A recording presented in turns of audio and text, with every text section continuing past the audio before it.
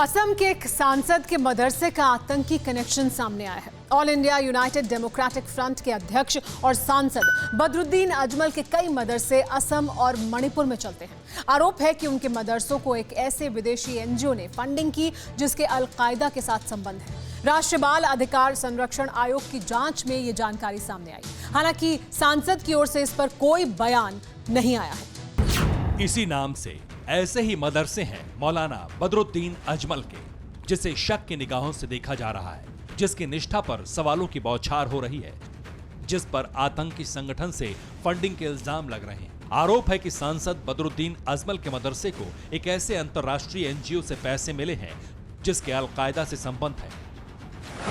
आरोप है कि सांसद अजमल की संस्था को अंतर्राष्ट्रीय एनजीओ IHH से फंड मिला है। IHH तुर्की की संस्था है जो 1995 से चल रही है। बताया जाता है कि IHH का संबंध अलकायदा से है। राष्ट्रीय बाल अधिकार संरक्षण आयोग की जांच में मरकजुल मारिफ नाम से चल रहे मदरसे में टेरर फंडिंग के कनेक्शन मिले। पहले दिन हमको कागज दिखे, उसमें यह पता चलता है कि टर्की की IHH करके जो एक ऑर्गेनाइजेशन है जिसके ऑफिस बेयरर्स पे, जिसके फंक्शनरीज पे अलकायदा से रिलेशन होने की एलिगेशन पर टर्किश एजेंसीज ने इंक्वायर किया है, इंटरोगेट किया है उनको। सांसद बदरुद्दीन अजमल के मदरसे असम में भी चल रहे हैं और मणिपुर में भी। दोनों राज्यों में मरकजुल मारिफ नाम से 6 बाल गृह या मदरसे चल रहे हैं। मदरसे में बच्चों की पढ़ाई के साथ दरिंदगी के भी इल्जाम लग रहे हैं। बाल आयोग ने रजिस्टर का कुछ फर्रा और तस्वीरें जारी कर शक जाहिर किया है कि मदरसे के अंदर बच्चों के सामने एक गोकशी होती है।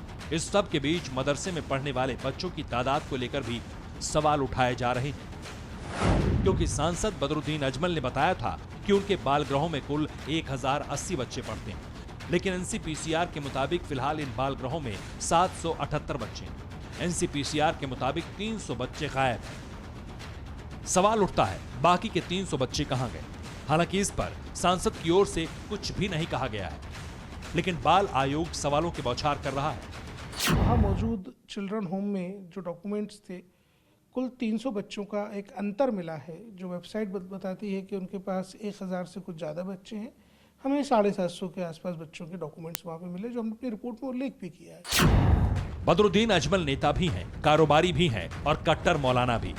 All India United democratic front नाम से असम में पार्टी चलाते हैं। खुद पार्टी चीफ हैं और 2009 से 3 बार धुबरी सीट से जीतकर संसद की चौखट पार कर चुके हैं।